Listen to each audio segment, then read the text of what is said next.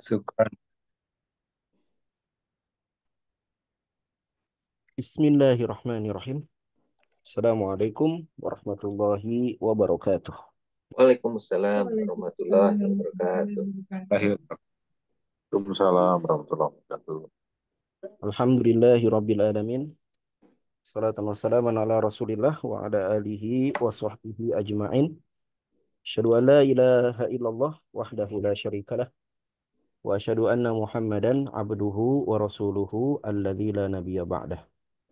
Allahumma anfa'na bima 'allamtana wa 'allimna ma yanfa'una wa zidna ilma. Rabbana zidna ilma warzuqna fahma.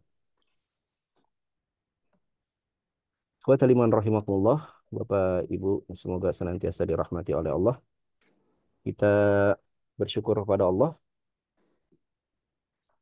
Alhamdulillah, sore hari ini kita dapat dipertemukan melalui wasilah Zoom ini. Insya Allah untuk melanjutkan kajian kita, membahas Al-Quran, membahas tadabbur surat-surat dalam Al-Quran dari juz ke-30, juz Amma. Sebentar ini saya mau nyalakan lampu dulu, Afwan.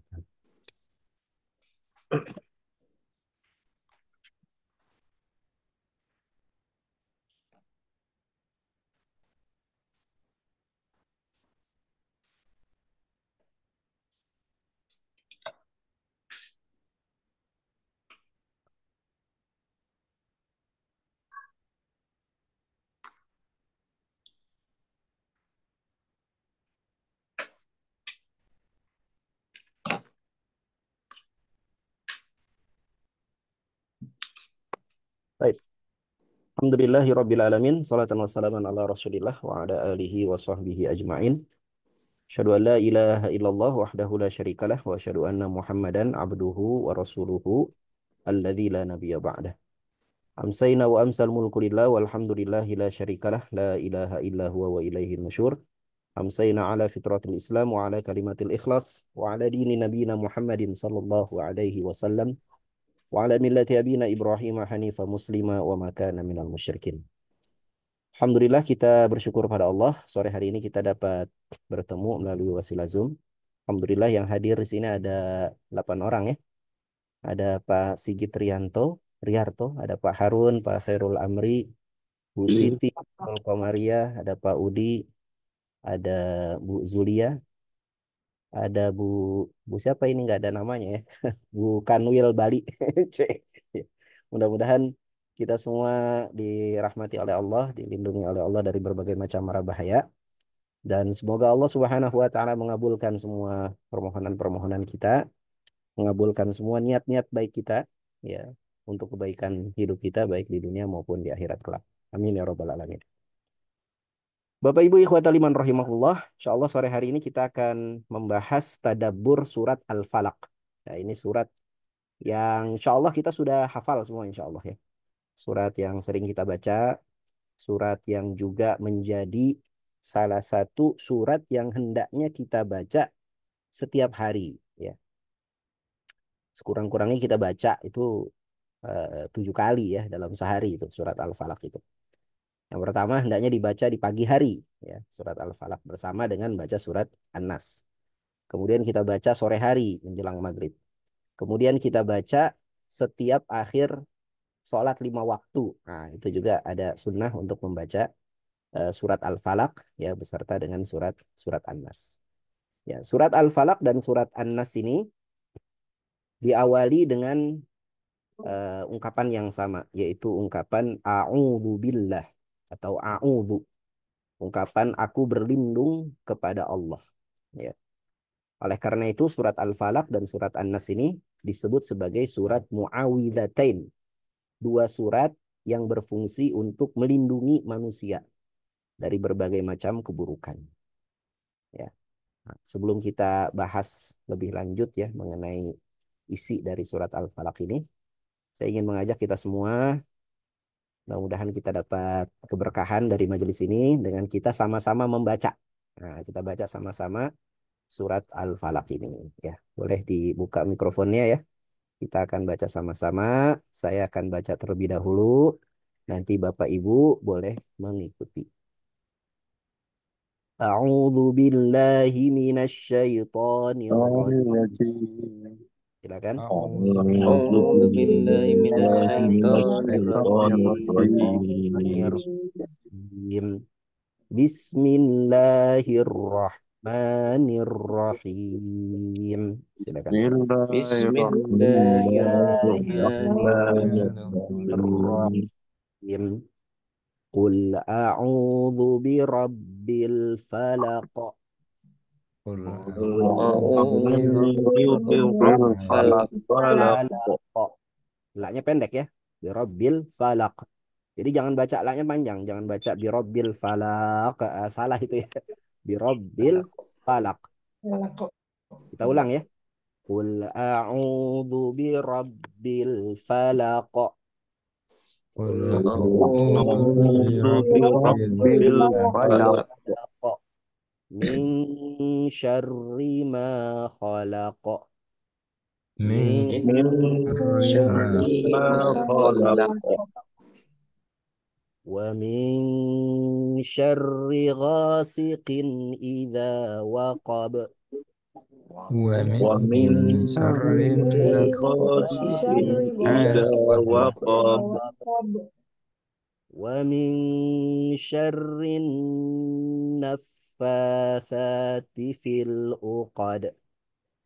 Wa min ومن شر شر النفاثات في naffatsati العقد fil uqad. Kita ulang boleh ya? ya Nafasati. Fa-nya panjang, sa-nya panjang, ti-nya pendek. Ya. Wa min ومن syarrin nafasati fil uqad. Silakan. ومن ومن شر شر النفاثات النفاثات في Nafasati العقد fil في uqad. العقد Nah, nun bertasdid ada hukum gunnah. Gunnah itu tandanya ditahan 3 harkat. Syarrin. Nah, ini ditahan 3 harkat, 3 ketukan ya. Jadi jangan buru-buru, jangan min syarrin nafa. Tapi syarrin ditahan dulu, 3 ketukan. شر Tuh, tahan dulu 3 ketukan, baru ke fa. Fa-nya panjang, sa-nya panjang, ti-nya pendek. Ulang ya. Wa min syarrin naffasati fil uqad. Silakan. ومن ومن شر شر النفاثات في العقد العقد Uqad. Wa min syarri hasidin idza hasad. Silakan. Wa ومن ومن شر شر حاسد حاسد إذا حسد حسد Masya Allah. Barakallahu fikum. Terima kasih Bapak Ibu. Ya.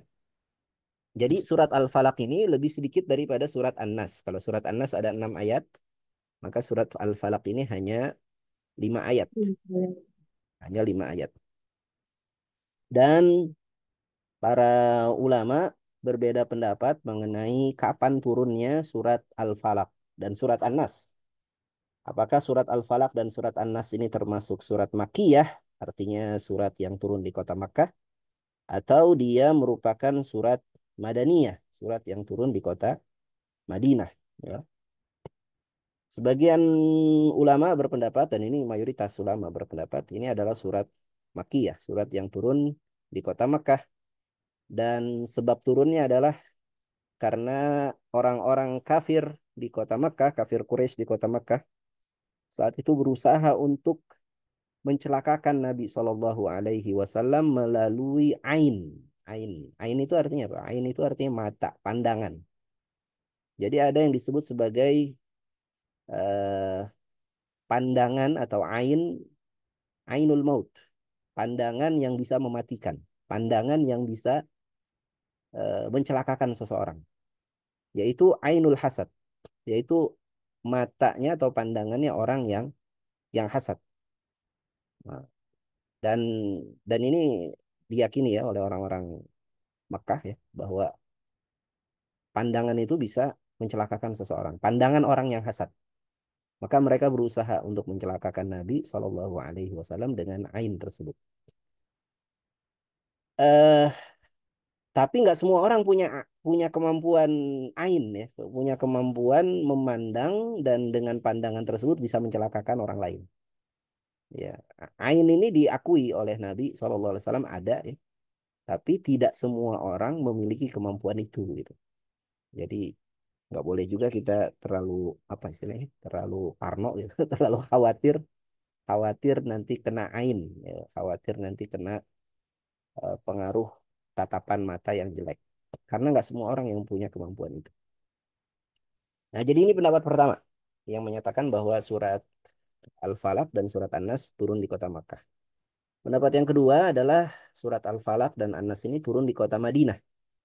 Yang menjadi sebab nuzulnya, sebab turunnya adalah karena adanya tukang sihir di kota Madinah yang berusaha menyihir Nabi Shallallahu Alaihi Wasallam. Dan peristiwa penyihiran terhadap Nabi Shallallahu Alaihi Wasallam ini memang betul-betul terjadi. Artinya riwayatnya sahih ya, kuat. Ada dalam Sahih Bukhari dan dalam Sahih Muslim bahwa Nabi pernah disihir ya oleh seorang tukang sihir di kota Madinah. Yang sihir tersebut membuat beliau itu eh, berkhayal. Berkhayal tuh ya jadi berhalusinasi. Seakan-akan beliau itu mendatangi tempat istrinya padahal beliau belum datang ke tempat istrinya. Nah, ada orang-orang yang apa namanya yang menolak riwayat ini padahal riwayat ini sahih ada dalam Bukhari dan Sahih Muslim, menolak riwayat bahwa Nabi itu pernah disihir dengan menyatakan bahwa Nabi itu nggak mungkin disihir. Kalau Nabi disihir berarti wahyunya yang Nabi sampaikan itu bisa jadi salah karena Nabi pernah tersihir dan kemudian beliau berhalusinasi. Nah, ada yang menolak riwayat tersebut dengan alasan tadi ya. Nah, penolakan ini sebetulnya nggak kuat juga karena apa? Karena sihir yang mempengaruhi Nabi ketika itu tidak mempengaruhi risalah kenabian yang Nabi bawa, tidak mempengaruhi ayat-ayat Al-Quran yang beliau sampaikan kepada para sahabat. Sihir yang mempengaruhi Nabi itu hanya sebatas bahwa beliau berhalusinasi, menyangka bahwa beliau sudah datang ke rumah istrinya, padahal belum. Hanya sebatas itu saja. Sebagaimana dalam Al-Quran juga, Allah Subhanahu wa Ta'ala menjelaskan bahwa Nabi Musa juga pernah berhadapan dengan tukang sihir, dan Nabi Musa pernah kena sihir dalam bentuk halusinasi. Ya, Nabi Musa itu wa yukhayyalu ilaihi apa namanya? Nabi Musa berkhayal kepada tukang sihir itu sehingga ketika tukang sihir itu melempar tongkat, tongkatnya itu dalam pandangan Nabi Musa berubah jadi ular. Ya, padahal enggak berubah jadi ular, itu tongkatnya tetap tongkat. Tapi dalam pandangan Nabi Musa tongkat itu berubah jadi ular sehingga Nabi Musa merasa ketakutan. Dan kemudian Allah berfirman pada Nabi Musa untuk peganglah tongkat itu. Ya, karena tongkat itu tidak akan membahayakanmu karena itu hanyalah khayalan saja. Jadi Nabi Musa juga pernah kena sihir dalam bentuk khayalan, tapi kena sihirnya Nabi Musa itu kan tidak mempengaruhi kenabian Nabi Musa gitu, tidak mempengaruhi wahyu yang pernah Allah turunkan pada Nabi Musa. Jadi hanya sebatas itu saja, itu sihir yang pernah dialami oleh Nabi, ya tidak sampai membuat Nabi hilang akal atau seterusnya, ya enggak. Padahal ini tukang sihir paling kuat di kota Madinah.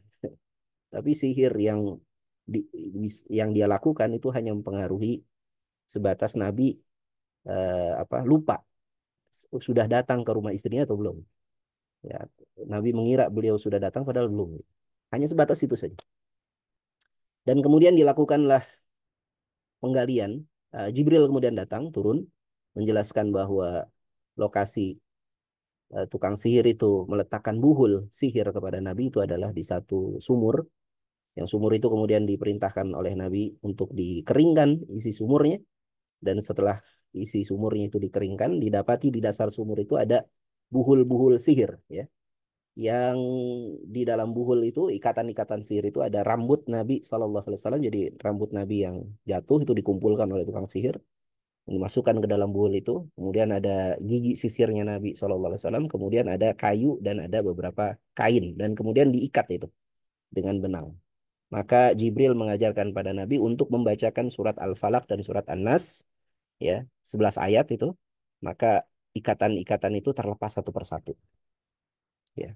Dan Nabi merasa lebih baik sesudah dilepaskan ikatan-ikatan bukhul tersebut. Nah, sebagian ulama berpendapat riwayat ini menjadi sebab turunnya surat Al-Falaq. Nah, walaupun sebagian ulama berpendapat enggak. Riwayat ini memang benar ada, Nabi pernah dicoba untuk dicelakakan oleh tukang sihir dan Allah menyelamatkan Nabi dengan diturunkan malaikat Jibril yang mengajarkan bagaimana cara melepaskan buhul sihir tersebut. Tapi riwayat ini tidak menjadi dalil akan turunnya surat Al-Falaq dan surat An-Nas di kota Madinah. Jadi surat Al-Falaq dan surat An-Nas ini menurut pendapat yang lebih mayoritas ya, pendapat yang umum, tetap dia turunnya di Makkah, hanya diajarkan oleh Jibril untuk dibaca ya ketika Nabi terkena sihir di kota Madinah. Jadi itu sekilas mengenai sabab ya nuzul, sebab turunnya dari surat Al-Falaq dan surat An-Nas ini. Kemudian kita coba terjemahkan ya. Ini mudah-mudahan insya Allah sih kita udah bisa ya nerjemahin ini semua eh, ayat di surat Al-Falaq ini ya. Insya Allah ya sudah hafal ini terjemahannya karena sering kita baca insya Allah ya. Allah Ta'ala berfirman, kul artinya apa? Kul artinya katakanlah. Nah, A'udzu, aku berlindung berlindung di kepada Rabb, Rabb Tuhan Tuhan Al-Falaq. Tuhannya waktu falak, waktu subuh. Min dari syarri kejelekan ma khalaq. Apa saja yang Allah ciptakan. Dari kejelekan makhluk yang Allah ciptakan. Wa dan min dari syarri kejelekan ghasikin. Waktu malam. Da waqab. Apabila waktu malam itu telah gelap gelap gulita. gulita. Wa dan min dari syarri kejelekan nafasat. Kejelekan tukang sihir. Keburukan tukang sihir. Fil uqad. Ketika tukang sihir ini meniup di dalam ikatan-ikatan. Wa dan min dari syarri keburukan hasidin keburukan orang yang berhasad ida hasad ketika dia sedang berhasad, sedang mendengki. Maaf Pak Hasad. Ustadz, slide-nya belum pindah Pak Ustadz. Belum pindah ya? Belum Ustaz. Masih di Baik. judul. Udah pindah ya? Nah, Udah gerak ya? Sudah sekarang. Sudah Pak Ustadz. Baik. Nah, ini kalau kita yang sudah belajar bahasa Arab ya, yang belajar kelas Quran, kelas terjemah Quran, insya Allah udah tahu nih. Ayat pertama ini termasuk jumlah fi'liyah atau jumlah ismiyah? jumlah fi'liyah. Jumlah fi'liyah ya, karena didahului oleh fi'il ya. Kul, kemudian sesudah itu, biasanya kalau kul, sesudah kul, katakanlah itu kalimat baru. Sudah kul itu kalimat baru. Maka kalimat barunya adalah a'udzu birabbil falaq.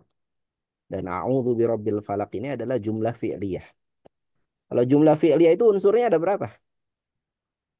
Minimal 2. Minimal 2. Ada fi'il dan fa'il. Maka mana fi'ilnya, mana pelakunya dalam kalimat ini? A'udzu birabbil falaq. Mana pelakunya? Fa'ilnya. Fa'ilnya pelakunya adalah anak, saya. Fa'ilnya pelakunya adalah saya. Saya, kemudian fi'ilnya adalah ya, adza ya'udzu. Fi'ilnya adalah berlindung. Saya berlindung. Katakanlah saya berlindung. Nah, itu udah ada 2 unsur tuh. Ada fi'il, ada kata kerja yaitu adza ya'udzu, berlindung, dan ada fa'ilnya yaitu ana. Saya berlindung ya bi rabbil falaq. Ya. Bi ini huruf jar, rabbinya ini apa nih? Isim majrur ya, yang terletak sesudah huruf jar dan kedudukannya jadi mudhaf. Masih ingat ya mudhaf ya? Ini mudhaf. Kemudian kalau sesudah mudhaf ada apa? Mudhaf ilaih. Ini mudhaf ilaihnya. Maka mudhaf ilaihnya harakatnya adalah kasrah. Idhofah itu menunjukkan apa? Menunjukkan kepemilikan. Ya, maka Rabbil Falak maksudnya adalah Tuhan yang memiliki waktu al-falak. Kemudian min ini huruf jar, sesudah huruf jar ada isim majrur, harakatnya kasrah. Kemudian ma di sini adalah ma mausulah yang artinya apa saja. Ma yang artinya apa saja, semua. Ya, apa saja khalaqa yang Allah ciptakan. Ya. Kemudian wa, ini huruf apa wa nih? Huruf atof ya. Seingat ya, ini huruf atof. Kemudian minnya huruf jar. Ya. Syari'nya juga isim majrur. Kedudukannya jadi mudhaf. Kemudian mudhaf ilaihnya mana? Mudhaf ilaihnya adalah ghasikin. Kemudian idza waqaba ini juga fi'il. Wa dan min ini juga huruf jar, syarri isim majrur, kedudukannya juga jadi mudhaf. Nafathat ini mudhaf ilaih. Ya, fi ini huruf jar, waqat isim majrurnya. Ya, wa ini juga huruf ataf ya. Min dari ya huruf jar, syarri ini mudhaf dan juga isim majrur. Hasidin ini mudhaf ilaih. Idza ini huruf ya hasad. Hasada ini kata kerja fi'il madi. Nah, gitu. Itu penjelasan analisa bahasanya ya. Nah, insya Allah.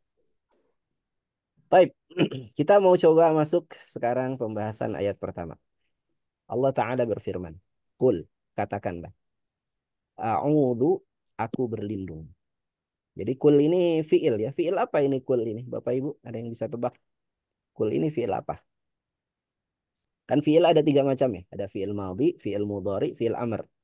Kata kerja lampau, kata kerja sekarang atau akan datang, dan kata kerja perintah. Kalau kul ini kata kerja apa? Amr. Perintah, amr. Kata kerja perintah. Ya, nah, dalam ilmu usul fikih disebutkan al aslu fil amri lil wujub. Ya, asalnya perintah itu menunjukkan wajib. Ya, jadi kalau ada perintah, asalnya itu wajib hukumnya.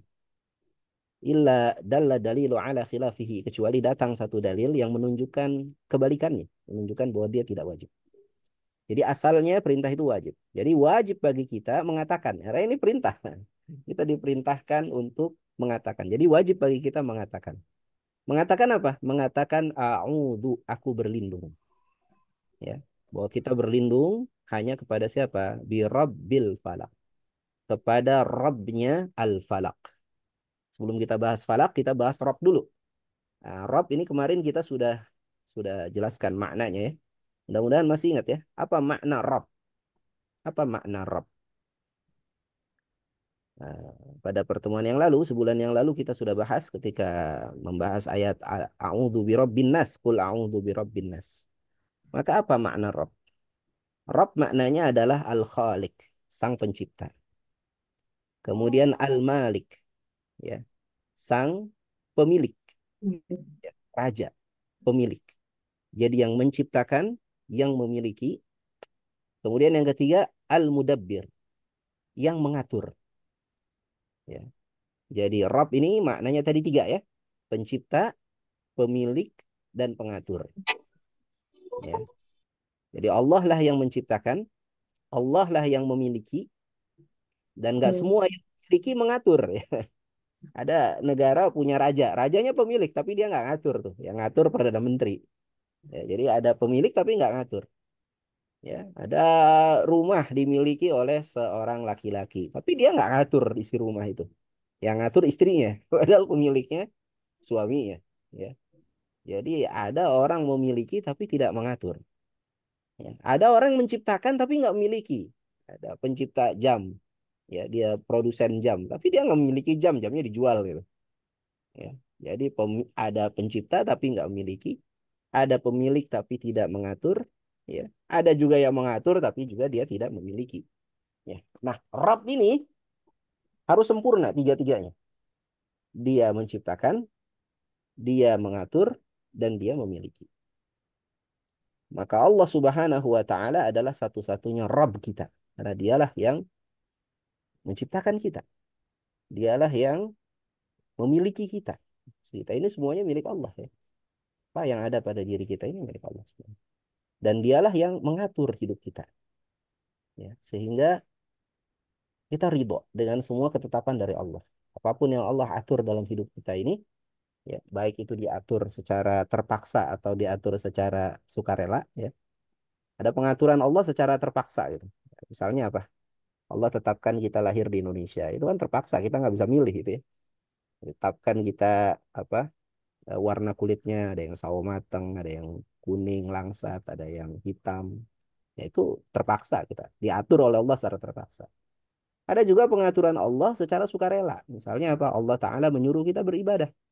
Maka ada orang yang mau beribadah, ada juga yang enggak. Itu Allah berikan kepadanya ya keleluasaan. Ya, imma amana wa imma kafara. Bisa saja dia beriman, bisa saja dia kufur. Ya. Nah, semua pengaturan Allah itu, ya baik yang terpaksa kita rasakan maupun yang sukarela kita rasakan, itu semua adil. Itu semua baik untuk kehidupan kita. Nggak ada yang keliru itu dalam pengaturan Allah. Nah, Allah Ta'ala selain dia Rabbin Nas, kita sudah bahas itu di ayat di surat An-Nas, ya. Selain dia adalah pemilik, pencipta, pengatur manusia, di ayat ini Allah Ta'ala juga memperkenalkan bahwa dia adalah Rabbil Falak. Allah adalah Rabbnya Al-Falak. Dia adalah pencipta, pengatur, dan pemelihara. Ya, pencipta, pengatur, dan pemilik dari Al-Falak. Maka apa yang dimaksud dengan Al-Falak? Kalau terjemahannya Al-Falak itu waktu subuh, waktu pagi. Ya, terjemah yang kita baca ya di terjemah tafsiriyah. Ya. Nah, tapi secara apa namanya? Secara etimologi ya, asal katanya Al-Falak itu berasal dari kata falako. Falako itu artinya membelah, syakko, ya, membelah. Misalnya Allah Ta'ala berfirman dalam surat Al-An'am ayat 95. Innallaha falikul habbi wan nawa. Sesungguhnya Allah lah yang membelah. Di sini terjemahkannya menumbuhkan. Arti harfiah sebetulnya membelah. Membelah butir-butir tumbuhan wan nawa dan membelah biji dari buah-buahan. Ya. Jadi Allah lah yang membelah biji-bijian itu yang tadinya biji itu tidak tidak memunculkan kecambah ya. Tiba-tiba biji tersebut jadi terbelah, krek gitu. Kemudian keluarlah kecambah. Nah, ya.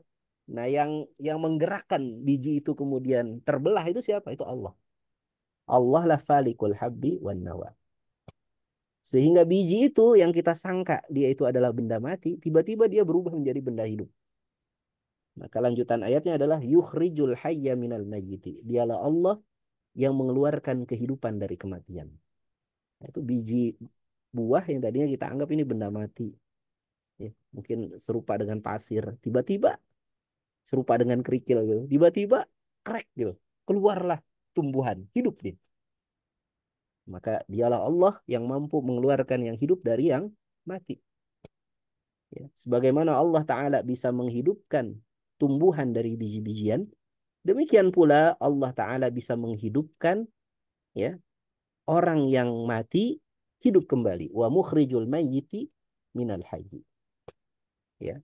Mengeluarkan yang mati dari yang hidup, mengeluarkan yang hidup dari yang mati, demikian juga sebaliknya, mengeluarkan yang mati dari yang hidup. Ya. Kita tadinya mati, ya, tiba-tiba hidup. Ya, di rahim ibunda kita kemudian lahir, nanti mati lagi, ya. Kemudian nanti Allah juga bisa menghidupkan lagi. Itu mudah sekali bagi Allah. Dzalikumullah, demikianlah sifat Allah. Fa anna tu'fakun, maka mengapa kamu masih berpaling? Nah, itu makna harfiah dari falak itu, yang membelah, ya. Membelah habbi wan nawa tadi. Atau dalam ayat berikutnya ayat 96 Allah berfirman faliqul isbah. Dialah Allah yang membelah waktu pagi. Maksudnya apa? Waktu pagi itu tadinya kan diawali oleh kegelapan, gelap gitu. Tiba-tiba kegelapan itu merekah. Ada cahaya fajar yang membelah kegelapan. Itu jadi faliqul isbah. Ya, dia menyingsingkan pagi. Wa ja'ala laila sakana, dan dia menjadikan malam itu sebagai waktu yang tenang, tempat istirahat, waktu istirahat. Wasyamsa wal qamara husbana, dan Allah juga yang menjadikan matahari dan bulan itu sebagai alat perhitungan manusia, alat perhitungan waktu ya, jam, hari, itu kan pakai perhitungan peredaran matahari dan bulan. Dzalika taqdirul azizil alim. Demikian itulah ketentuan dari Allah yang maha perkasa lagi maha mengetahui.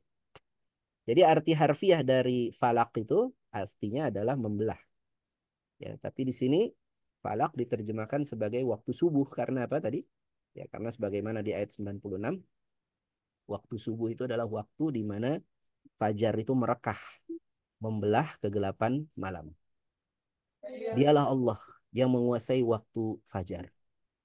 Ya. Dia yang memiliki waktu fajar. Dia yang menciptakan waktu fajar. Apakah karena Allah yang menciptakan, memiliki Rabb-nya waktu fajar, kemudian Allah Ta'ala tidak memiliki waktu-waktu yang lain? Ya tentu saja enggak ya. Ini kan apa istilahnya? Majas pars pro toto ya. Kita pernah belajar dulu di sekolah. Majas menyebutkan sebagian untuk keseluruhan gitu. Ya, jadi ini sebagian waktu Allah miliki maksudnya adalah semua waktu. Ya, semua waktu Allah Ta'ala miliki. Dan waktu fajar ini, ya, waktu subuh ini, waktu yang sangat berharga. Ya, kenapa? Karena inilah waktu di mana seseorang memulai aktivitasnya. Ya. Dan kita orang beriman mulai aktivitas kita ya minimal di waktu fajar. Kita laksanakan sholat subuh. Ya, dan sholat subuh ini adalah sholat yang disaksikan oleh dua malaikat. Wa Qur'an al-fajri. Inna Qur'an al-fajri kana mashhuda. Dan bacaan Al-Quran di waktu subuh. Sesungguhnya bacaan Al-Quran di waktu subuh itu masyhuda, disaksikan. Disaksikan oleh apa? Disaksikan oleh dua malaikat. Yaitu malaikat apa? Malaikat penjaga malam dan malaikat penjaga siang. Malaikat penjaga malam akan naik ke atas, melaporkan amalan hamba di waktu sore hingga malam hari. Kemudian malaikat penjaga siang ya turun dari langit menuju bumi, siap untuk mencatat amalan hamba ya dari pagi itu sampai sore hari. Nah, jadi dua malaikat ini ya bertemu di satu waktu yang sama yaitu waktu subuh. Dan dua malaikat ini melihat hamba-hamba Allah yang bangun di waktu subuh, membentangkan sajadahnya ya, kemudian melaksanakan sholat subuh ya baik di rumah bagi perempuan atau di masjid bagi laki-laki. Masyhuda disaksikan oleh dua malaikat ini. Ya, bahkan apabila ada seorang hamba selesai dia melaksanakan sholat subuh atau sebelum dia melaksanakan sholat subuh, dia berinfak, ya, dia membantu orang lain, ya, maka infak di waktu subuh ini didoakan langsung oleh dua malaikat ini. Ya, nah, itu bagaimana dalam satu hadis ya kata Nabi SAW, ma yusbihu ma yusbihu min rajulin illa kana lahu malakain. Tidaklah menyingsing satu pagi hari bagi seorang laki-laki kecuali akan datang kepadanya dua malaikat. Ya. Uh, fayakulul fayakulul malak, maka berkata seorang satu malaikat itu apa namanya? Allahumma ati munfiqan khalafa. Ya Allah berikanlah kepada orang yang berinfak ganti dari infaknya. Wa yaqulul akhar, dan akan berkata malaikat yang lain, Allahumma ati mumsikan talafa. Ya Allah berikanlah kepada orang yang tidak mau berinfak ya kebinasaan atau kehancuran dari hartanya. Atau kama qala Rasulullah sallallahu alaihi wasallam. Jadi tadi ya, ini waktu subuh, ini waktu yang utama untuk beribadah, untuk memulai aktivitas hidup kita. Kita berlindung kepada Allah yang memiliki waktu subuh itu. Berlindung dari apa? Min syarri ma khalaq. Berlindung dari keburukan. Ma ini tadi isim mausul yang artinya seluruh apa saja. Khalaqa, apa saja yang telah Allah ciptakan. Ya, apa saja yang Allah ciptakan. Jadi makhluk yang Allah ciptakan itu ada yang membawa keburukan. Ya. Ada yang membawa keburukan. Ya. Jadi bukan apa namanya, bukan kehendak Allahnya yang buruk, bukan, tapi yang Allah ciptakan itu ada yang membawa keburukan bagi manusia. Fungsinya apa? Makhluk yang Allah ciptakan itu membawa keburukan. Kenapa sih Allah ciptakan makhluk yang membawa keburukan? Ya, di antara fungsinya adalah sebagai cobaan bagi manusia. Ya. Bayangkan Pak, kalau Allah tidak ciptakan nyamuk gitu ya, maka nggak ada itu pabrik obat nyamuk gitu kan. Nggak ada apa namanya teknologi untuk mengatasi nyamuk gitu ya. Ya, dengan adanya makhluk yang membawa keburukan bagi manusia, ya, ada nyamuk ya, atau mungkin hama di sawah, di ladang, akhirnya manusia berkreasi. Ya, muncul teknologi, muncul apa namanya, cara-cara untuk mengatasi kesulitan-kesulitan itu. Jadi syar ini lawan dari al khair, dan syar atau keburukan tadi itu terbagi menjadi dua macam, kata Imam Ibnu Qayyim al-Jauziyah. Yang pertama adalah syar, keburukan yang menyakitkan. Apa itu keburukan yang menyakitkan? Ya misalnya penyakit, kemiskinan, kesusahan, ya. Itu apa namanya, musibah, ya, musibah-musibah yang sakit. Nah itu syar yang membawa kepada syar yang berbentuk hal-hal yang menyakitkan. Ya. Ada lagi syar yang dia tidak menyakitkan, tapi dia menghantarkan kepada hal yang menyakitkan. Nah, apa itu syar yang jenis kedua ini? Itulah maksiat. Itulah maksiat. Jadi maksiat itu nggak menyakitkan, tapi dia menghantarkan orang kepada hal yang menyakitkan. Ada orang korupsi, Pak. Korupsi itu syar, keburukan itu. Menyakitkan nggak? Enggak. Orang korupsi nggak sakit ya. Bahkan mungkin badannya jadi gemuk gitu karena korupsi gitu. Bahkan mungkin rumahnya jadi besar gitu. Bahkan mungkin dia akan terpandang di hadapan manusia. Tapi korupsi itu syar. Kenapa? Karena korupsi itu menghantarkan ia kepada hal yang menyakitkan nanti di akhirat. Kalau dia nggak taubat dari dosa korupsinya, wah itu bahaya. Ya, bisa dipanggang nanti. Ya. Fatukwa biha jibahuhum wa junubuhum wa dhuhuruhum hadza kama kanaztum bi anfusikum. Bisa disetrika itu nanti para koruptor itu di akhirat itu ya. Kepalanya, dadanya, kemudian punggungnya, kemudian dikatakan kepadanya, ini yang selama ini kalian kumpul-kumpulkan. Jadi maksiat itu syar, keburukan, karena dia menghantarkan kepada hal yang menyakitkan. Ya, ada orang zina, selingkuh, itu menyakitkan nggak? Nggak menyakitkan. Bahkan mungkin dia merasa nikmat dengan perzinahan itu. Tapi itu syar, keburukan. Karena apa? Karena dia bisa menghantarkan kepada hal yang menyakitkan nanti di akhirat. Jadi bisa difahami ya. Jadi syar itu ada dua macam. Keburukan itu ada dua macam. Ada keburukan yang menyakitkan. Dan ada keburukan yang menghantarkan kepada hal yang menyakitkan. Dan dua-duanya adalah keburukan. Nah, keburukan tadi ya yang menyakitkan dan hal yang menghantarkan kepada yang menyakitkan itu bisa dibawa oleh makhluk. Bisa dibawa oleh makhluk. Bisa dibawa oleh sesuatu yang Allah ciptakan. Jadi ada makhluk yang terkadang membawa keburukan. Ada juga makhluk yang hanya membawa keburukan. Jadi makhluk yang hanya membawa keburukan, contohnya apa? Contohnya ya iblis, ya syaitan, itu makhluk yang senantiasa membawa keburukan. Tapi ada juga makhluk yang dia tidak hanya membawa keburukan, dia juga bisa membawa kebaikan. Tapi terkadang makhluk ini bisa membawa keburukan. Ya, contohnya apa? Contohnya pasangan hidup kita, suami kita, istri kita, itu bisa membawa keburukan. Ya, karenanya seorang suami ketika menikah ya dengan istrinya disunahkan apa? Disunahkan untuk berdoa. Ya, berdoa, dia pegang ubun-ubun kepala istrinya, kemudian dia berdoa kepada Allah ya. Ya, apa namanya? Allahumma inni as'aluka min khairiha wa a'udzubika min syarriha. Ya Allah, aku minta kepadamu ya Allah kebaikan dari perempuan ini. Dan aku berlindung kepadamu ya Allah dari keburukan perempuan ini. Yaitu disunahkan begitu ya. Pegang ubun-ubun kepala istri kita ketika kita menikah. Ya. Kalau ada yang lupa nggak lakukan itu bagaimana? Apa nikah lagi gitu? Supaya bisa ngulang. Ya enggak ya, enggak usah ya. Ya kalau lupa dulu waktu nikah nggak sempat lakukan itu ya sekarang aja lakukan gitu ya kepada istri kita. Jangan diulang nikahnya supaya kalau gitu nikah lagi Ustaz ya bisa lakukan. Jangan ya. Ya. Demikian juga seorang istri hendaknya senantiasa berdoa kepada Allah. Ya, sebagaimana ya doanya Siti Aisyah, bukan Aisyah ya. Siti Asiyah, afwan, bukan Aisyah. Asiyah ini istrinya Firaun. Ya dia berdoa kepada Allah ya Allah. Apa namanya? Doanya istrinya Firaun.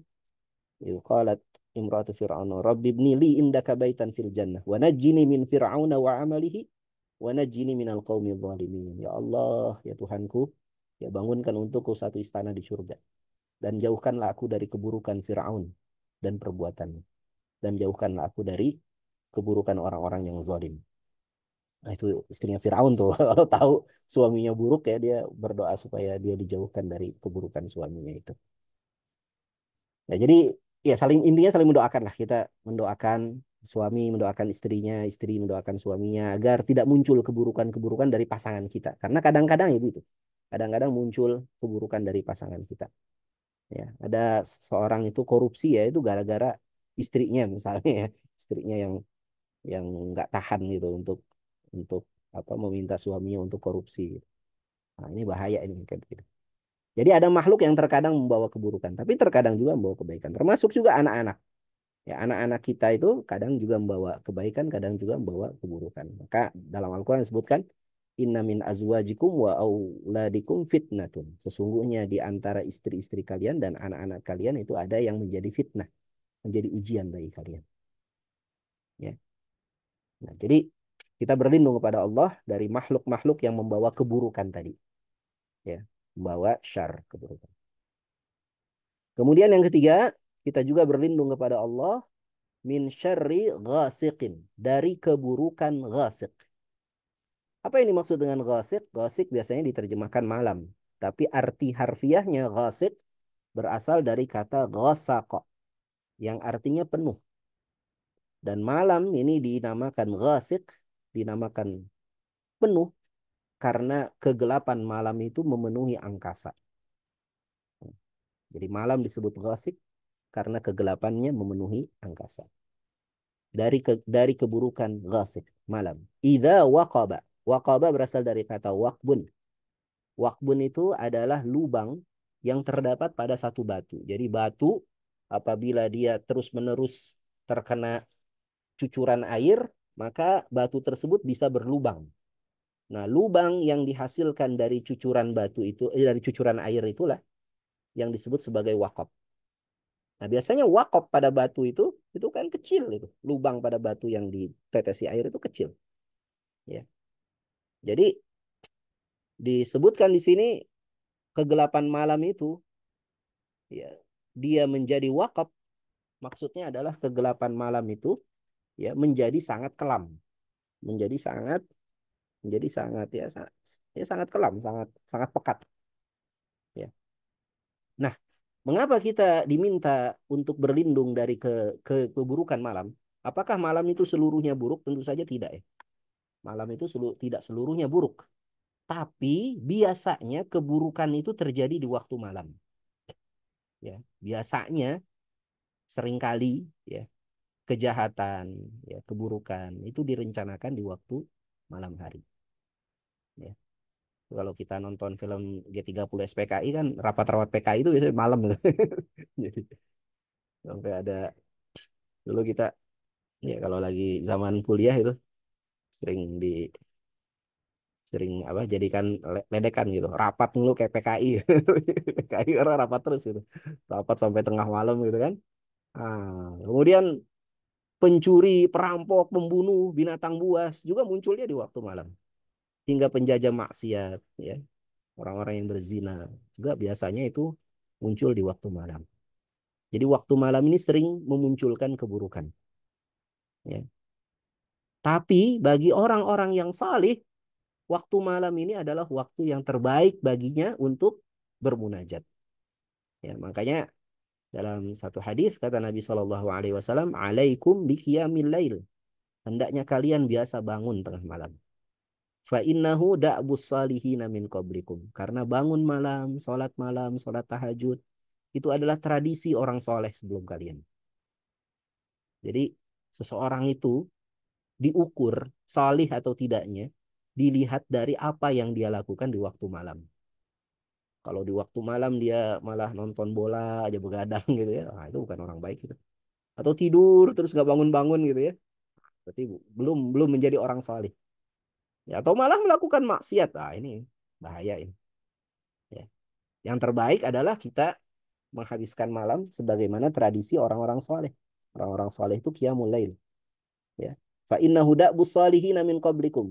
Kalau kalian melakukan qiyamul lail, Itulah tradisi orang-orang soleh sebelum kalian.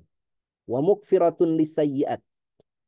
Ya, dan qiyamul lail itu bisa menghapuskan sayyi'at, menghapuskan keburukan, menghapuskan dosa-dosa yang kita lakukan. Wa munhatun anidda'i fil jasad, dan juga qiyamul lail juga bisa menghalangi datangnya penyakit ke dalam tubuh. Insyaallah.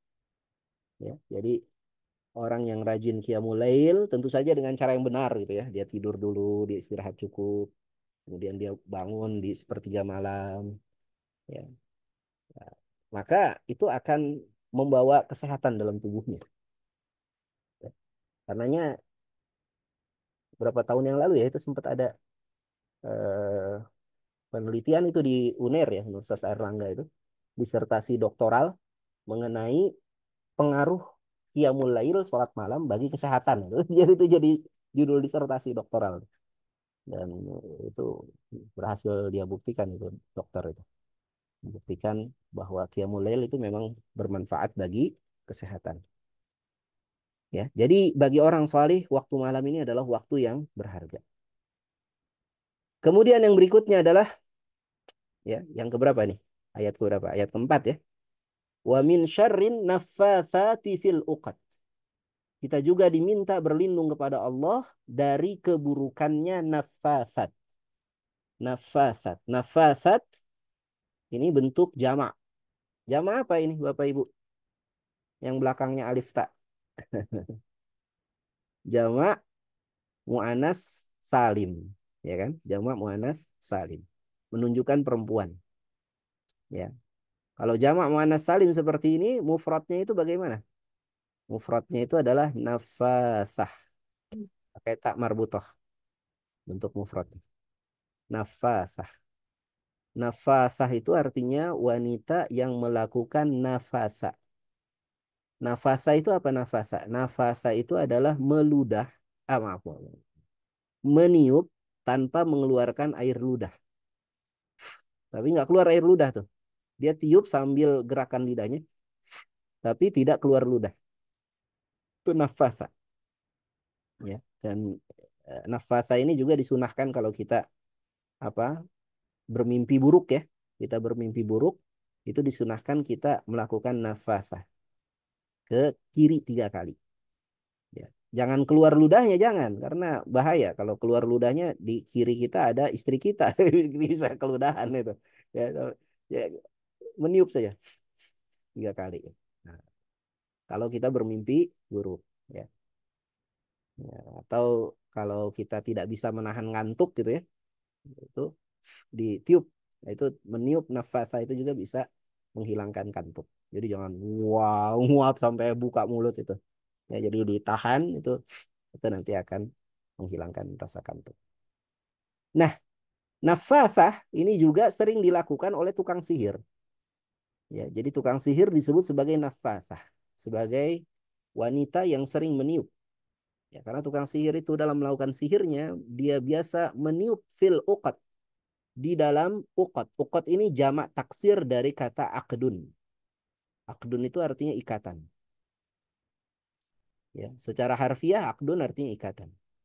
Tapi secara majazi, ya, yang dimaksud dengan akdun itu adalah kesungguhan atau tekad. Makanya perjanjian nikah disebutnya apa? Akdun nikah. Atau kita bahasa Indonesia kan jadi akad nikah ya. Itu asalnya akdun nikah. Ya, akdun nikah itu adalah kesungguhan tekad untuk bernikah. Ada ikatan pernikahan itu. Ya. Jadi wanita-wanita tukang sihir itu biasa meniup pada ikatan. Ini ada makna hakikinya, emang betul mereka meniup pada ikatan gitu. Tapi ada makna majazinya. Tukang sihir itu salah satu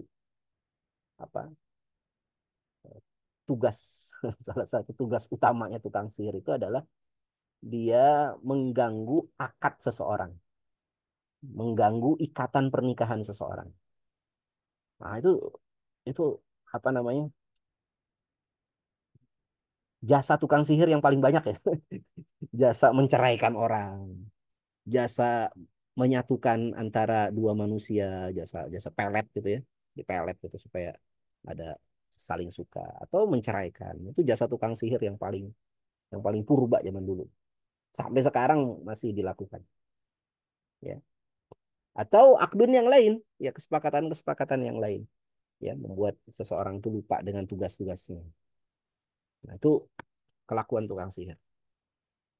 Nah, kita berlindung kepada Allah dari semua perbuatan tukang sihir itu, ya. Dan di sini Allah gunakan kata nafasat tadi ya, tukang-tukang sihir perempuan, ya. Kenapa yang disebutkan penyihir perempuan? Kenapa nggak penyihir laki-laki? Apa karena Quran ini bias gender gitu? Enggak ya. Penyihir laki-laki juga kan ada ya. Dan juga disebutkan di Quran ya, mengenai penyihir-penyihir Firaun itu penyihirnya sahir, itu penyihir laki-laki semua, itu penyihir zaman Firaun. Tapi di ayat ini disebutkan penyihir perempuan karena memang di masa Rasulullah Shallallahu Alaihi Wasallam hidup, ya di abad pertengahan itu, penyihir pada masa itu lebih banyak perempuan. Ya, bukan hanya di Jazirah Arab, tapi juga di belahan bumi yang lain ya, di Eropa itu terkenal tuh penyihir-penyihir perempuan. Maka kita kenal ada istilah nenek sihir ya. Kayaknya nggak pernah kita dengar istilah kakek sihir ya. Walaupun ada juga kakek sihir, tapi nggak kita dengar itu. Itu warisan dari apa, sejarah abad pertengahan itu. Karena penyihir pada masa itu lebih banyak perempuan. Dan sihir perempuan itu ya terbukti lebih kuat daripada sihir laki-laki. Kenapa? Karena saat penyihir ingin menyihir seseorang, dia membutuhkan emosi, ikatan emosi. Dan perempuan itu apabila sudah benci kepada seseorang, ya, maka kebenciannya itu akan lebih besar daripada seorang laki-laki membenci orang lain. Maka ini akan menyebabkan sihir seorang perempuan itu lebih kuat daripada sihirnya laki-laki. Demikian ya. Nah, ini ayat yang keempat. Ayat yang kelima, yang terakhir. Wa min syarri hasidin idza hasad. Dan kita diminta oleh Allah untuk berlindung juga dari kejelekan orang yang dengki. Idza hasad, ketika dia dengki. Jadi orang dengki itu sebetulnya tidak berbahaya. Kalau apa? Kalau dia tidak menunjukkan kedengkiannya. Dan kedengkian ini itu apa? Kedengkian ini sesuatu yang manusiawi. Orang iri kepada orang lain itu manusiawi. Kita melihat teman kita ada yang apa namanya? Ada yang kok karirnya bagus terus gitu. Nah, itu muncul perasaan iri. Nah, iri itu dengki itu sama itu ya. Nah, itu boleh-boleh saja perasaan seperti itu. Kok dia bisa ya, saya kok nggak bisa ya. Nah, itu boleh-boleh aja. Tapi yang tidak boleh adalah menunjukkan kedengkian itu. Sehingga kita benci dengan orang yang mendapatkan kenikmatan tadi. Yang karirnya bagus, kita benci sama orang itu. Dan kita ingin kenikmatan yang ada pada dirinya itu tercabut dari dirinya. Nah, itu bahaya itu. Ketika rasa iri sudah beralih menjadi kebencian. Itulah yang disebut sebagai dengki. Makanya definisi dengki atau hasad ya disampaikan oleh Imam Ibnu Taimiyah adalah karahatun ni'mati 'alal ghair. Bencinya seseorang terhadap kenikmatan yang didapati oleh orang lain. Jadi kita nggak suka kalau ada orang mendapatkan nikmat. Kalau istilahnya Aagim itu lebih simpel lagi. Susah lihat orang lain senang, senang lihat orang lain susah. Itu dengki itu. Ya. Itu sebenarnya diambil dari ini juga sih. Susah lihat orang lain senang. Kalau ada orang senang dia jadi susah. Tapi senang kalau lihat orang lain susah. Ada orang susah, oh saya senang gitu. Itu dengki itu. Ya. Ya. Nah, itu penyakit yang berbahaya. Kalau kemudian dituruti muncul menjadi kebencian, apalagi muncul menjadi tindakan. Dan dosa pertama yang dilakukan oleh manusia, ya, baik di langit maupun di dunia, itu adalah dosa yang disebabkan oleh dengki, oleh hasad. Ya. Dosa pertama di langit itu adalah dosa yang dilakukan oleh iblis. Iblis itu dengki kepada Nabi Adam alaihissalam. Ya. Maka iblis mencoba menggelincirkan Nabi Adam alaihissalam. Ya. Dan dosa di dunia pertama kali juga adalah dosa yang disebabkan oleh kedengkian. Ya, yaitu dengkinya Qabil, putranya Nabi Adam, kepada Habil, kepada putranya Nabi Adam yang lain. Karena Habil diterima, ya, apa namanya, persembahannya, diterima kurbannya oleh Allah. sedangkan Qabil tidak diterima. Sehingga dia dengki kepada saudaranya. Dan akhirnya Qabil membunuh Habil. Ya, perhatikan, Masya Allah ya. Betapa besarnya itu kedengkian sampai bisa menggerakkan hati seorang saudara kandung untuk membunuh saudara kandungnya yang lain. Sebab kedengkian. Menunjukkan bahaya betul tuh. Kedengkian kalau dituruti ya menjadi satu perbuatan. Karenanya Nabi SAW mengingatkan kepada kita semua, iyyakum wal hasada. Jauhilah oleh kalian sifat dengki itu. Ya kalau dia memercik dalam hati kita segera padamkan. Jangan dibiarkan. Kenapa? Fa innal hasada ya'kulul hasanat. Karena sesungguhnya kedengkian itu bisa memakan kebaikan. Orang yang dengki, dia tidak akan melihat kebaikan pada diri orang lain. Dianggapnya jelek kayak orang lain. Kama ta'kulun narul hataba. Sebagaimana api memakan kayu bakar.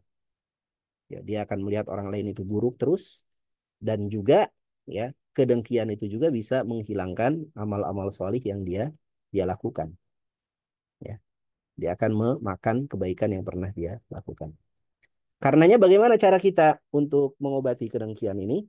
Ya, kalau kedengkian ini muncul dalam hati kita, ya, maka kita obati dia dengan ya bertawakal kepada Allah, ya, bahwa Allah Ta'ala lah yang maha berkehendak memberikan keutamaan bagi siapa yang Allah kehendaki. Ya, apa namanya? Allah berkehendak berikan kebaikan kepada siapapun. Ya, kita tawakal kembali lagi kepada Allah.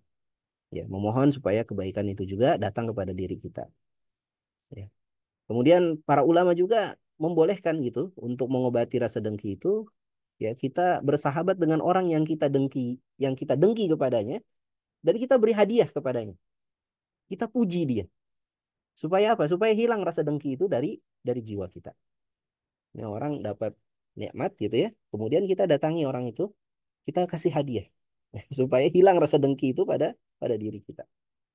Ya, ada orang naik jabatan itu, ayo kita datang, kita ucapkan selamat kepadanya.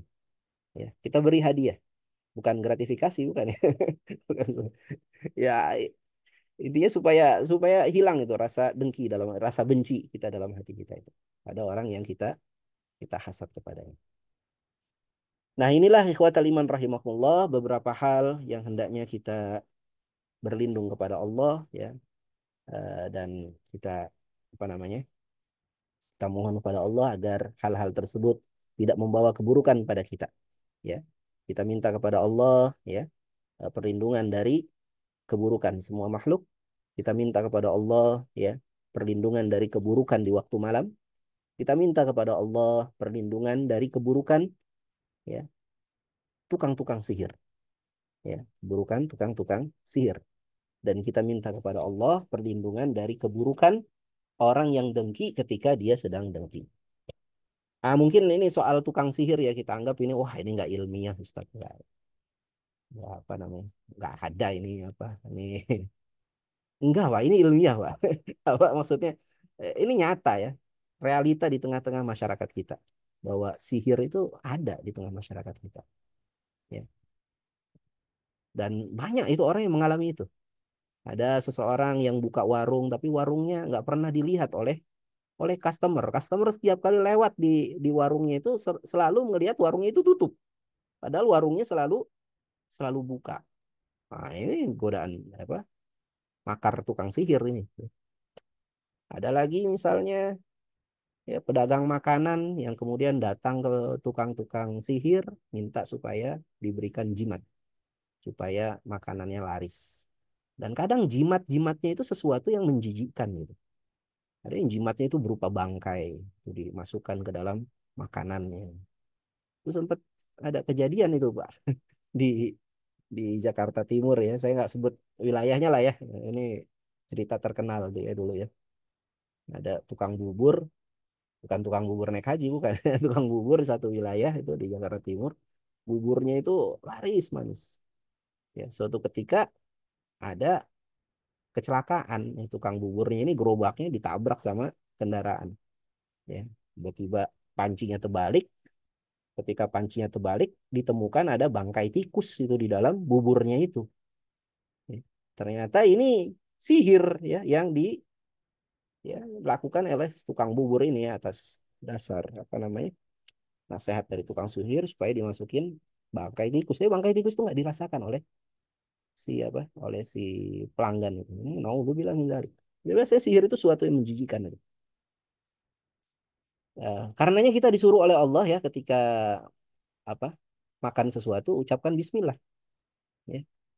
Bismillah. Supaya apa? Supaya terhindar juga kita dari sesuatu yang memburuk, sesuatu yang membawa keburukan bagi diri kita. Demikian ya. Wallahu a'lam bishawab. Dan biasanya ya satu tukang sihir ini makin laris manis lagi kalau masa-masa pilkada itu. Tukang sihir laris itu. Ya, naudzubillah min dzalik. Baik, ada pertanyaan Bapak Ibu? Baik, Pak Ustadz. Ya. Alhamdulillahirrahmanirrahim. Banyak yang bertambah dari penjelasan Pak Ustadz kepada kami ini, insya Allah. Nah, monggo teman-teman, ada yang mau tanya enggak? Kalau mau tanya, silahkan tulis di chat. Kalau enggak, bisa langsung ya. Betul, Nah, ya. untuk ngisi waktu, izin saya tanya dulu Pak Ustadz ya. Boleh, Pak. Surah yang meminta perlindungan, ini kan awalnya itu dengan kata perintah Qul a'udzu birabbil falaq atau Qul a'udzu birabbin nas. Nah, pada saat kita menerapkannya, apabila kita takut atau kita butuh perlindungan, yang kita baca itu surahnya, yaitu membaca Qulnya, atau kita baca A'udzu birabbil falaq min syarri ma khalaq wa min syarri ghasiqin idza waqab dan seterusnya. Gimana Pak Ustadznya? Ya. Ya, boleh dua-duanya, Pak. Oh, boleh Boleh dua-duanya. kita baca semua suratnya mulai dari Qul a'udzu birabbil falaq, Qul a'udzu birabbin nas ya. Boleh juga hanya membaca ta'awudznya saja. Ya, jadi boleh aja kita hanya membaca a'udzu billahi minasyaitonir rajim ketika kita masuk ke tempat-tempat yang mungkin kita anggap angker gitu, kita takut Nah, di tempat tersebut ya kita baca ta'awudz, a'udzu billahi minasyaitonir rajim. Atau ta'awudz dalam lafaz yang lain ya. Lafaz ta'awudz itu banyak ya. Ada a'udzu billahi minasyaitonir rajim. Ada a'udzu billahi samiil alimi minasyaitonir rajim. Ada a'udzu bikalimatillahi tamati min syarri ma khalaq. Ada lagi a'udzu billahilladzi la yujawiru minhu fajir wala bar wala itu agak panjang tuh. Itu ta'awudz yang diajarkan malaikat Jibril kepada Nabi saat peristiwa Isra saat peristiwa Isra waktu peristiwa Isra Nabi dikejar oleh Ifrit itu diajarkan bentuk ta'awudz seperti itu dan ada beberapa macam bentuk ta'awudz lagi jadi boleh juga kita hanya baca ta'awudznya saja boleh. jadi bacanya gini juga bisa ya. Karena kita ingin dijauhkan dari penyihir, maka kita bicaranya A'udzu birabbil falaq min syarri ma khalaq wa min syarri ghasiqin idza waqab wa min syarri nafatsati fil 'uqad wa min syarri hasidin idza hasad. Itu bisa juga ya Pak Ustadz ya. Bisa hanya kita nggak dapat pahala baca Quran Oh tapi gitu. pahala ta'awudz Tapi ya. pahala mengikuti perintah kan Pak Ustadz karena depannya Ya kata dapat Allah pahala untuk gitu ya. mengikuti perintah Nah, ya. tapi nggak dapat pahala baca ta'awudz. Nggak dapat pahala baca Quran. Tapi kalau ditambahin kul tadi, dapat pahala baca Quran tuh. Kalau Hmm. kita baca satu Gitu. ayat, satu surat apa namanya, satu surat utuh. Oh ya Pak Ustadz. Makasih Pak Demikian. Ustadz. Nah, Baiklah teman-teman, ada lagi yang mau ditanyakan? Monggo. Pak Sigit mau tanya yang itu Pak Sigit. Nyebul upun-upun istri. kalau kelupaan apa boleh diulang gitu? Pak Ustadz, Ya, Aja untuk Pak Harun aja yang sudah lebih berpengalaman. silakan. Pak Ustadz mau tanya, kalau hadis tentang kita membaca dua surat Falak dan Anas sebelum tidur, kemudian mengusapkan kepada badan, dan sesudah saat kita bangun itu hadisnya sahih, Ustadz. Sahih Pak, itu juga hendaknya kita amalkan juga tuh. Jadi tadi kan minimal 7 ya. Kalau mau ditambah satu lagi ya tadi sebelum tidur baca ta'awudz tadi ya. Jadi itu bagian dari ruqyah. Ya, jadi ruqyah itu secara bahasa artinya mantra ya. Mantra itu ada yang syar'i, ada yang ghairu syar'i. Ada mantra yang sesuai syariat diajarkan oleh Rasulullah, ada mantra yang tidak sesuai syariat. Nah, kita sebagai muslim, kita bacalah mantra sesuai syariat. Jangan baca mantra-mantra yang tidak sesuai syariat. Ya. Seperti apa mantra yang tidak sesuai syariat? Seperti abrakadabra gitu ya. Atau Hong Wilaheng kejebreng gombreng gitu ya. Itu mantra-mantra yang nggak diajarkan oleh Nabi. Nah, Nabi ajarkan kepada kita mantra-mantra. Di antaranya ruqyah sebelum tidur. Ya, bacaan mantra sebelum tidur. Yaitu kita baca ya apa surat Al-Fatihah. Kemudian kita baca 3 surat. Terakhir. Qul a'udzu birabbil falaq. Qul huwallahu ahad. Qul a'udzu birabbil falaq. Qul a'udzu birabbin nas. Kita baca itu 3 kali, kemudian ditiup ke tangan, ya, ditiup ke tangan, kemudian diusap ke bagian wajah kita, kemudian ke bagian tubuh kita, bagian depan terlebih dahulu, kemudian bagian belakang. Itu disunahkan ya, dilakukan sebelum sebelum tidur. Ya. Sahih itu Pak hadisnya. Nah, silakan diamalkan supaya kita terlindung juga dari gangguan syaitan ya, supaya semangat juga nanti pas bangun kita semangat untuk melakukan ibadah. Ya, Baik. Ustaz. Makasih Pak Ustaz. Ya, jelas Pak Khairul. Nah, kalau gitu kembali ke Pak Harun. Doa ubun-ubun Pak Ustaz. Kenapa doa ubun-ubun nih? Itu tadi kan katanya kalau di awal menikah belum baca doa ubun-ubun, ini Ya apakah sekarang perlu aja, dilakukan jangan diulang setiap, nih kan. Jangan. maksudnya apakah dilakukan setiap malam atau pas Nggak ada usah, sekali keperluan aja. atau kapan? Nah, Sekali sekali aja. aja Pak Ustaz. Sekali ya. Sekali aja Pak Harun. Pegang ubun-ubun istri kita, kemudian baca Allahumma inni as'aluka eh, min khairiha wa a'udzubika min syarriha. Ya Allah, aku minta kepadamu ya Allah dari kebaikan-kebaikan perempuan ini dan aku berlindung padamu ya Allah dari keburukan perempuan ini. Gitu. Kalau perempuannya nggak perlu baca terhadap laki-lakinya Pak. Nggak Aku usah, perempuannya mengaminkan aja, amin. Gitu. oh gitu ya. Perempuannya amin. Gitu. Perempuan Pak Ini Sigit, bukan perempuan-perempuan ya Pak Sigit. Itu perempuan. dijejer Pak Harun. Doain semua sekali baca. Jangan, kalau istrinya banyak tetap aja dibacainnya satu-satu, jangan Oh, dijejer. satu-satu ya. Oke. Nggak boleh. Ya, nah, Terus satu-satu. baik. Ya. Jadi karena laki-laki yang jadi kepala keluarga, laki-laki yang bertanggung jawab untuk kebaikan istrinya.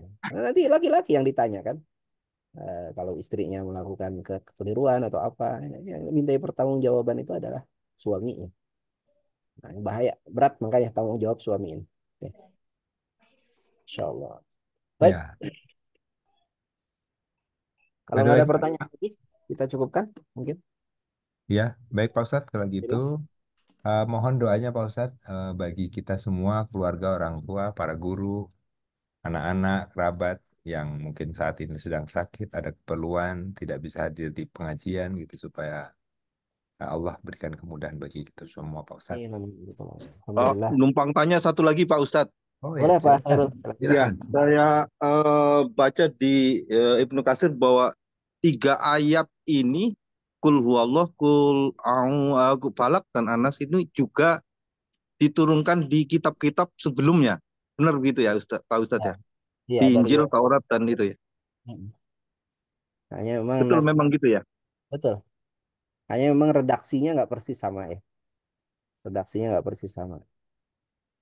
eh saya kenal ada kawan ya yang dia paham bahasa bahasa Aramaik ya. Bahasa Aramaik itu bahasa yang digunakan oleh Nabi Isa ya. Dan dia temukan di Injil versi Aramaik itu ada surat yang mirip seperti surat surat An-Nas. Itu ada. Yang versi Aramaik ya. Injil versi Aramaik. Kalau sekarang kan Injilnya udah ditransliterasi ke bahasa bahasa macam-macam itu ya, dari mulai bahasa Latin terus bahasa Inggris ke bahasa Indonesia. Sehingga surat itu sudah mulai hilang itu ya versi aslinya. Ya emang ada riwayat seperti itu. Baik. Oke, terima kasih. Nah, baik. Kalau nggak ada lagi pertanyaan kita cukupkan ya. Mudah-mudahan Allah Subhanahu wa taala memberikan kebaikan kepada kita semua, menjauhi kita dari berbagai macam keburukan, dari berbagai macam mara bahaya, dari berbagai macam kesulitan hidup, baik di dunia maupun di akhirat kelak. Mobil khusus kepada yang hadir hari ini, ya ada 11 orang yang hadir. Ada ada Pak Udi, ada Bu Yayu, ada Pak Harun, Pak Sigit, Bu Evi, Pak Khairul, Bu Rokmawati, Bu Siti Nurul, Bu Tanti, Pak atau Ibu nih, Wijaya Jati. Ya, Bu Laki-laki Pak. Bapak, Rijal.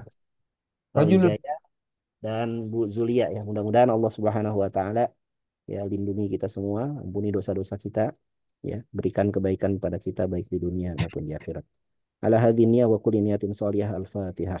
A'udzubillahi أعوذ minasyaitonir بالله من الشيطان الرجيم بسم الله الرحمن الرحيم Bismillahirrahmanirrahim. Maliki yaumiddin. Iyyaka na'budu wa iyyaka nasta'in. Ihdinas siratal mustaqim. Shiratal ladzina an'amta 'alaihim ghairil maghdubi 'alaihim waladdallin. Amin. A'udzu billahi minasyaitonir rajim. Alhamdulillahi rabbil alamin. Hamdan na'imin, hamdan syakirin, hamdan yuwafi ni'mahu wa yukafi mazidah. Ya Rabbana lakal hamdu kama yanbaghi li jalali wajhikal karim wa 'azimi sultanik. Allahumma inna nas'aluka salamatan fid din wa afiyatan fil jasad wa ziyadatan fil ilmi wa barakatan fil rizqi wa taubatan qabla al maut wa rahmatan indal maut wa maghfiratan ba'dal maut. Allahumma hawwin alaina fi sakaratil maut wan najata minan nar wal afwa indal hisab. Ya Allah, apabila ada di antara kami ya Allah yang sedang memiliki kesulitan-kesulitan dalam hidup kami ya Allah, maka bantulah kami untuk lepas dari berbagai macam kesulitan itu ya Allah. Apabila ada di antara kami yang sedang terlilit hutang, maka bebaskanlah kami dari hutang itu ya Allah. Apabila ada di اللهم antara kami yang sedang sakit, maka berikanlah kesehatan dan kesabaran saat kami menghadapi penyakit itu ya Allah. آمين Apabila ada di antara kami yang memiliki hajat, memiliki keinginan-keinginan baik dalam kehidupan di dunia ini ya Allah, maka kabulkanlah hajat-hajat kami ya Allah. Ya Allah, kepadamu kami bertawakal ya Allah. Kepadamu kami meminta kepadamu ya Allah. Kepadamu kami berlindung ya Allah. Maka kabulkanlah semua permintaan dan hajat-hajat baik kami ya Allah. آمين Rabbana atina fid dunya hasanah wa fil akhirati hasanah wa qina adzabannar. Subhana rabbika rabbil izzati amma yasifun. Wa salamun alal mursalin. Walhamdulillahi rabbil alamin. اللهم Aqulu qawli hadza wa astaghfirullah li wa lakum innahu huwas samiul alim. Walafu minkum walhamdulillahi rabbil alamin. Mohon maaf apabila ada kesalahan atau kekurangan. Assalamualaikum warahmatullahi wabarakatuh. Waalaikumsalam Waalaikumsalam. warahmatullahi Waalaikumsalam wabarakatuh. warahmatullahi warahmatullahi wabarakatuh. wabarakatuh. Jazakallah khair Pak Ustaz. Saya pamit ya. Ya Pak Ustaz.